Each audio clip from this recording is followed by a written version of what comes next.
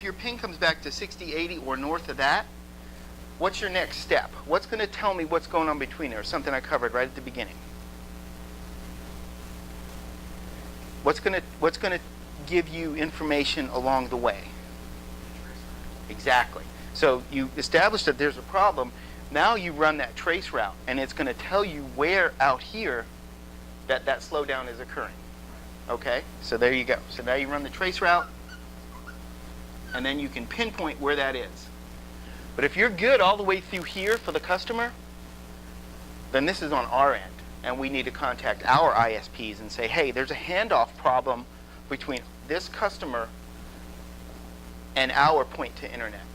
So you guys need to resolve that, and that's where you go over to Kevin and them. And if you walk over to Kevin and Jason and those guys and you say, look, this is all the work I've done. I've pinpointed it that there's a problem with the Atlanta Level 3 Verizon handoff for this client. Can you guys help me out? That's when they'll take it from there, and they'll say, outstanding job, Nick. This is what we need. But if you just go over there and say, oh, I ran a ping test from Sue's workstation, you know, they're going to just say, like, well, that's not enough. You can do a lot more, right? So let's say that ping time comes back good. Now, all this has taken me a long time to try to explain. It should take you 5 or 10 minutes to do all this at most, right? And actually, we have a lot of monitoring systems that kind of do it for you. You know, first thing you check is the host monitor.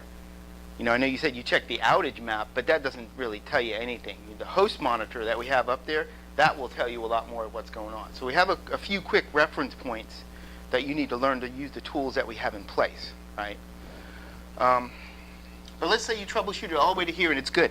Hey, we're still in the 40 to 50 milliseconds range, so check. We are check end to end all the way to our core router, but when you get on the customer's connection to the server, it's still slow. All right, well, now you better go check the server, right? So you go in and you look at Career Exchange's server. Check all the resources, memories, all the normal stuff. CPU, memory, resources, hard drives, everything looks good. What are you doing? Simultaneously to doing all this stuff, what are you doing? What is it that you should be doing? While doing all this Documenting as you go in the interaction tracker. That's what it's for. And it's not just for you, it's not just for us. It's for the customer, because every time you update, hey, I checked out your local network. It's good. I'm moving on to checking your internet. Send. Customer knows you're working on it. They see what you're doing. I've just verified your connection all the way to our data center, and everything looks good. I'm going to go check your server now. Send. Customer's like, wow, this is really cool. He's keeping me up to date all along. And on, right? The other thing you're doing by that is you're building the record of what you've done. So at the end of all this, you say, shit, I don't know. Server's fine. Everything looks good. I probably shouldn't say that word on camera. But everything looks good. I just can't figure it out. Kevin, can you guys help me out with this? When they go in and see the work that you've done, they're going to be happy to help you out. They're not going to be like, Nick, come on, you didn't do anything. You know, they're not going to be that. They're going to be like, wow, man, you did all the steps. You did everything right. Okay, we'll take it from here, and we'll let you know what we find. Right? So you see the big difference there just by documenting, doing these little things, and what you learn along the way. The next time Career Exchange calls and has any kind of an issue, or Career Exchange or any of them, you're going to remember all this stuff, and you're going to be able to burn right through it and figure out exactly where that point is that they're having an issue. So you get on the server. You've documented all this all the way along, and you get on the server and you do the same thing. You check out all the resources. You document, hey, memory looks good, CPU looks good. Now moving on to check the logs. So you go check the system logs, find out what's going on. You know, you check and see if there's any errors, hard drive errors, NIC errors, you know, anything like that. Anything that could cause the server to have issues or anything like that, and you report on it and record it. Now, you've pretty much covered this from end to end as far as the diagnostic goes. Now, we left some stuff out that we're going to look on the actual performance test, not speed test. It's a performance test. I'm going to tell you the difference and why. You may or may not know, but I'm going to tell you anyway. So we left the details of that part out, how we can actually, you know, determine if there's really an issue or not, or if there's an issue but only under certain conditions, right? So we're going to go back and look at that. But now you've gone through and you've done all the work, you've documented it, and somewhere along the line here, you're probably going to figure something out. You know, you're going to find there's a slow spot out here on the internet or something like that. So when you do the performance test versus a speed test, the big difference is the speed test is you do what you did, and you go out to speakeasy.net and you do a speed test, which tells you close to nothing. It tells you that they're actually on the internet, which is not the problem. The problem is that it's slow, right? And the bigger problem is that it's inconsistently slow, which is why you also want to check logs, because logs can give you point in time, you know, back when you weren't looking at it to see what was going on. But the performance test, what you want to do is you want to simulate the customer's conditions, which means there's a load on that connection. There's stuff going on. So you do a download of something, and then you run a ping test. Run a ping test to establish your baseline with nothing going on, and you get the 30 to 40 milliseconds right here out to the internet. Okay, hey, that looks good, right, at first.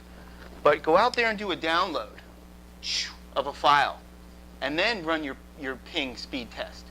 And all of a sudden you see that that sucker's up to 80 to 100 milliseconds. And you're like, gotcha, right? Yeah, everything's fine when you guys aren't doing much. But if someone goes out there and does a print job, downloads a file, goes to a heavy website, or puts any kind of strain on your bandwidth, Mr. Customer, you're getting constraints. You know? Now, that tells you kind of what's going on, but not necessarily where, right? That could be that they don't have enough bandwidth. That could be that their router can't handle it. Could be that their switch isn't very good. So now you got to really start the investigative process, and that's another reason why you document this as you go, so that you can see it in the customer's profile next time. What kind of switch do they have? What kind of router do they have? You know?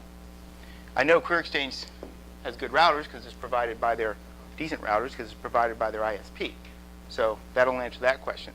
I also know they have really bad switches. Their switches are 10 megabit. They're not even 100. And that's because, I'm sorry, 10. They're 100 megabit. They're not 1 gigabit. And that's because their phone company installed them for them. So more than likely, if you ran a consistent ping test through this, you'd see some slowdowns. You'd see some higher than 1 in 5 milliseconds across their local network. And you could stop right there and say, this is the first time you're doing it, so you document it. But if it's not, you go back in there and say, yeah, you know, Juan, I looked at this last month, and we were able to determine that you have a slow local network because, you know, we determined that you have 100 meg switches. There's nothing else I could do for you. You make another notation in the thing so that when Sue and Nick and Juan call me, I can look in there and say, yeah, I see right here, Nick told you that you have 100 meg switches, which I know too. What else do you guys want us to do? We told you to replace them. You know, at some point, the customer has to be accountable for those things. But we have to prove it. You know, we have to prove it's that, or the router, or their local internet, or if it's on our side, we fix it, obviously. So let's say you go through and you do all of this. You document it, you run the ping test, you run the trace route. Everything looks pretty good. It's within spec. You know, max time is pushing 50, 60 milliseconds. You know, while you're sitting there doing the test, everything is fine. And the customer says, yeah, you know what, Nick, why I'm using it right now, it's fine. I'm not having any problems. But this afternoon, it's going to slow down on me. I just know it. Can you think of a tool to use that we have here that we've shared with you guys to help you in that case? Either the Kaseya performance monitor. We have the Windows built-in one. There's a document on using that one. Mm-hmm. They also test networks and stuff like Mm-hmm. that. Probably schedule to do all this at that time when the slowdown is as well. Good, all good answers. All good answers. But what I was looking for was something that could monitor it and give you a history of its performance when you're not watching it the whole time through. All those things that you mentioned are good tools, but they require you to kind of be active, right?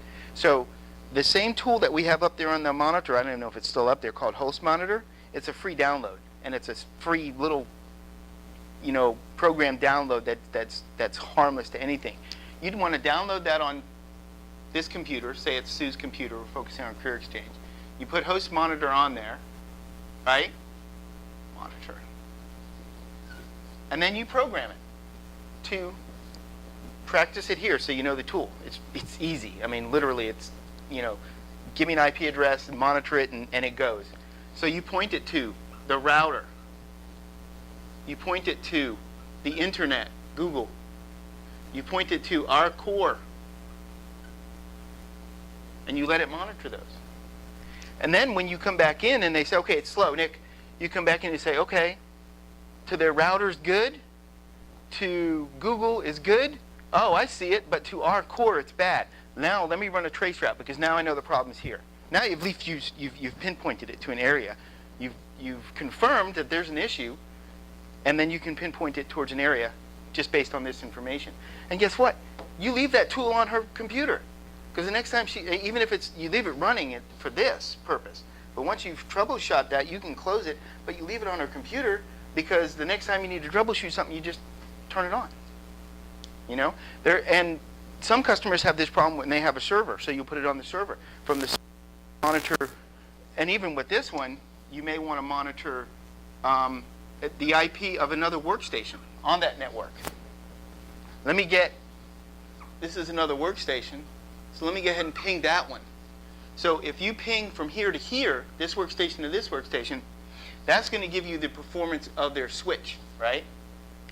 If you ping from here to the router and back, the router's in play. So if it's having problems, it may report and it may look like the network's bad, but it's not, it's the router. But if you ping directly across this switch to this workstation and you're getting slow performance, you know exactly where the problem is, don't you? Because that's the only thing in between these two workstations, is that switch, at least from your perspective. I'm not going to go into the rabbit holes of some customers have this switch and then they have a 5-port switch underneath this guy's desk that 5 computers are connected to, right? Regardless, you have said, this is a local network issue, Mr. Customer. Do you have someone to take care of it? Do you want me to see if our service department can dispatch someone to look at that? What would you like to do with this? But here's all my documentation